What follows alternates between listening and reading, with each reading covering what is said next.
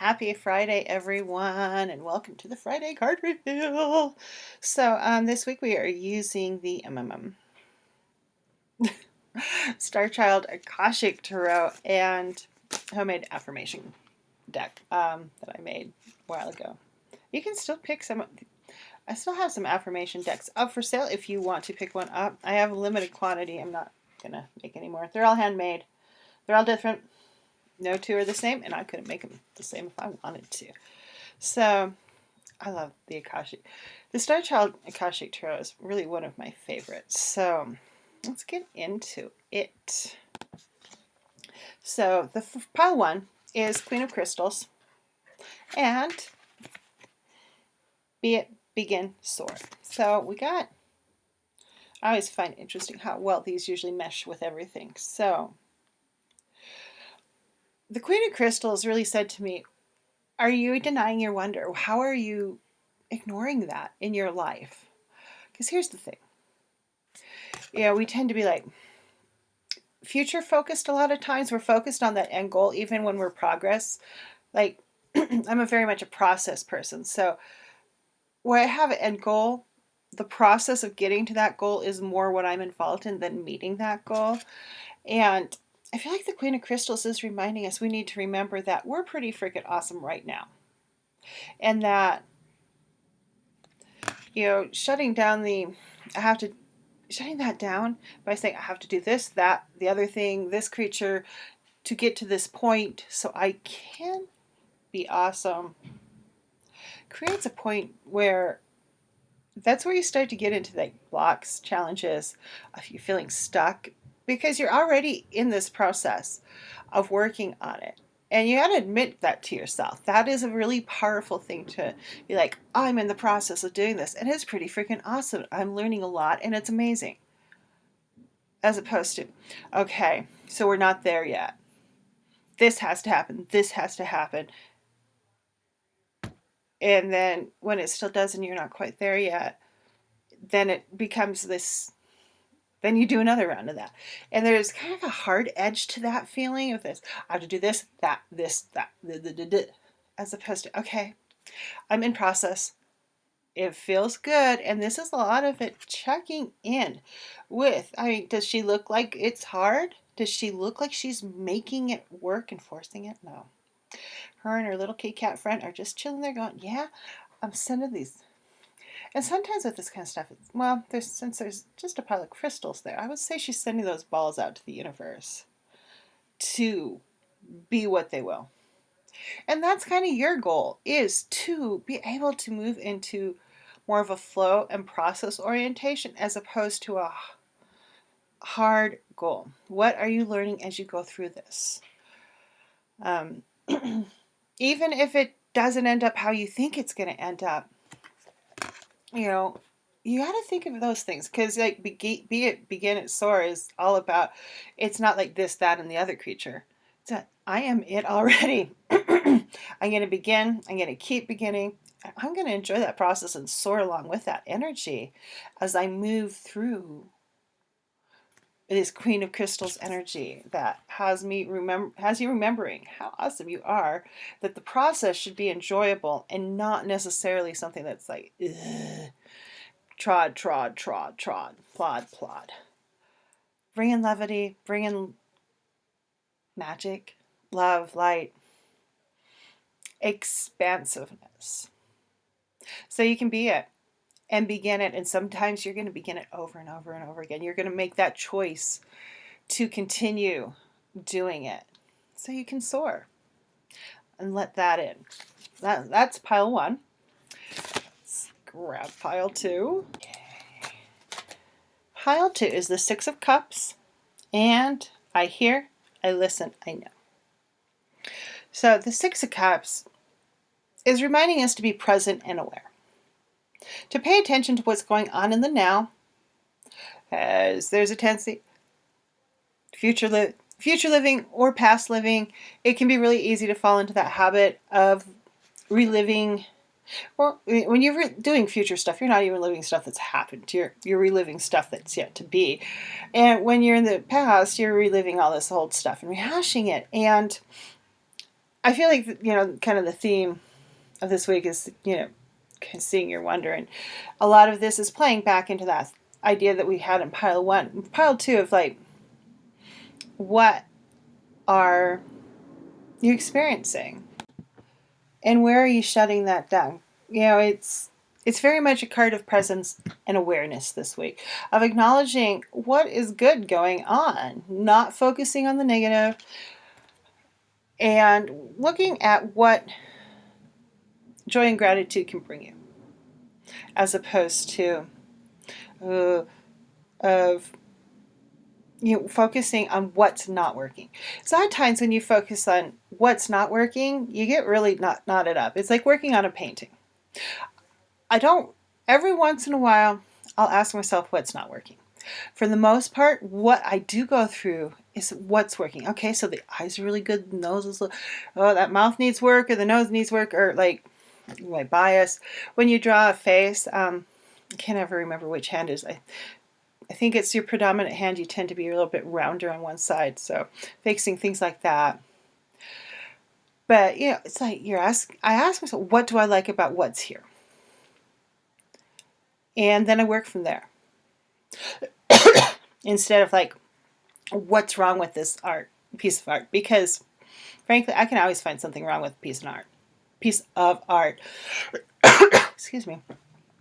And pretty much we can always find something wrong with something.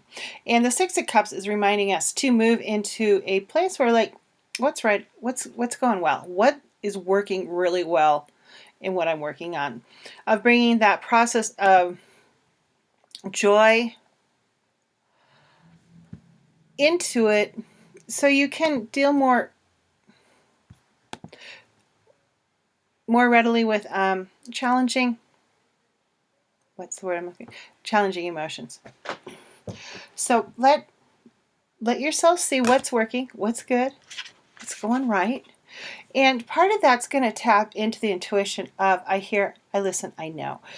Because by always saying like, it's going wrong, it's not working, it's not doing this, not, it makes it a lot harder to hear. I use hear because one of my main clairs is here, so you can see, feel, know, taste, smell, however it shows up for you. It helps you tap into that intuition you already have and trust it a little bit better instead of being so focused on the knots that your intuition, that's what you're receiving, is what is not working. And that's not what you need. What you need is, what can I do to make it work better? And by focusing on the joy and gratitude part of it, that helps bring that in. Not saying to push away challenging emotion, things like that. We definitely want to process them, but we do not, believe me, do not want to live from them. Having went through still going through a mourning process with my father, and having dealt with the very traumatic lead up to his death and the trauma of how he died, I had a lot of what we would call negative emotions of sorrow, sadness, guilt, grief. And I did not live from them, but I did experience them, I did feel them, I did process them. But I chose to move from love, and all I did as I was working through that process. So you can choose the so-called higher vibe energy and still process some really difficult emotions, remain open in joy and gratitude so you can hear what's coming at you.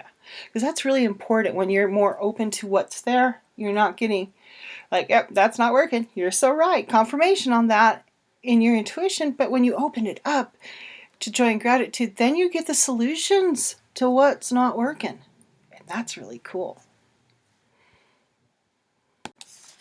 Okay. Pile 3 is justice and be joyous. I know they feel like they don't fit together, but they do. Justice is reminding us to bring this into our internal selves. This is very internal this week. It's not about the outside world. It's about how you're talking to you. So stop being mean to yourself. If you have a habit of negative self-talk, habits of self-harm, things like that, you really want to look at that internal process this week and really focus in and how you're responding to yourself. There's a lot of stressors in the world these days, a lot of things going on, and that makes it sometimes more difficult to use our newer coping mechanisms that aren't so well ingrained. Negative self-talk person here, hardcore. It can be really easy to fall back on that as a default during stressful times. So your goal this week is to really check and make sure you're not working from a really old default that's not so good for you. Work from a point of self-love, a lexicon of love, speaking kindly and lovingly to yourself. When you start in on yourself, quickly flip that script into something more positive and compassionate for you. And if you're struggling with that, ask yourself, would you probably would not tell your best friend, hey, you suck, you didn't get that done, because you just had 50 things on your list and, the baby was sick and you didn't get everything done. Would you tell your friend that they suck? No, I doubt that. You'd be like, you had a sick baby. No wonder why you didn't get anything done. Or you were sick. You had other things to do. There was traffic. There are so many things out there that you really don't have a ton of control over that aren't your fault, that a lot of times, I know I would blame myself for things like that. Don't do it. And also look at the shoulding. I call it shoulding. Well, I should do this. I should do that. I should. How is that doing yourself justice? I should, insert the should. I find that I should do this is a key word for I don't want to do this. I just should do it because I expect myself to do it. Someone else expects me to do it. Society expects me to be this way. I should. Just no shoulding. Just don't should. It's not worth the time and energy that it takes up. So we're looking at, with the card of justice, of an internal process of looking how we can be more kind, caring, and compassionate to ourselves under the daily stressors of life, and watching out for our shoulds.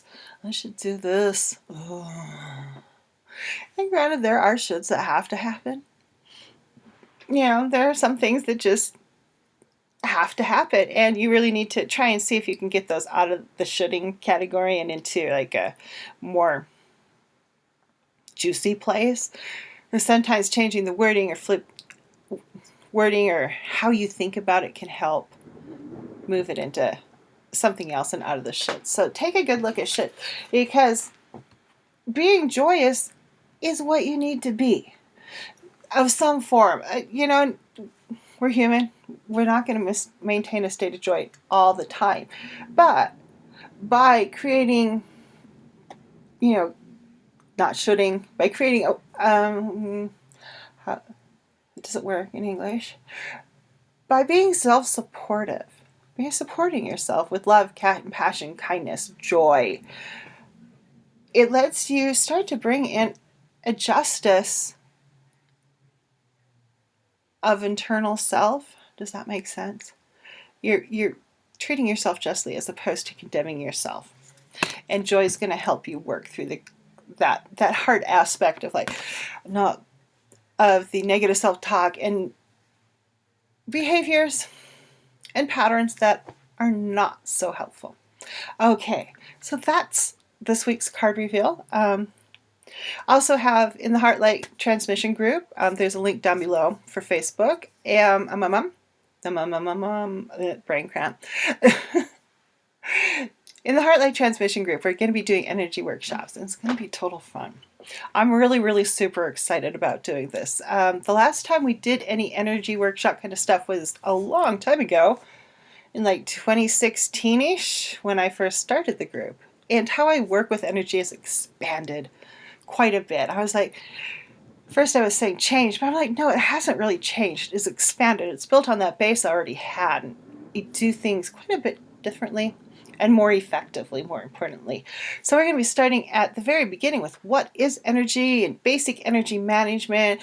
What are the 4 clairs, the main ones, and what are other ways of receiving information, energy, what to do when you're stuck with residual energy after a fight instead of keeping it and making yours. How can you work through it more effectively and quickly, get it out of your system before you make it yours.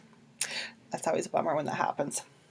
So lots of topics, lots of things also going to happen, energy clearings and stuff like that. So we're going to have a ton of fun. So go ahead and hit that link for the Heartlight Transmission Group and join on in. And everyone have a wonderful Friday. Have a great weekend and go out there and be the love in the world. Bye-bye.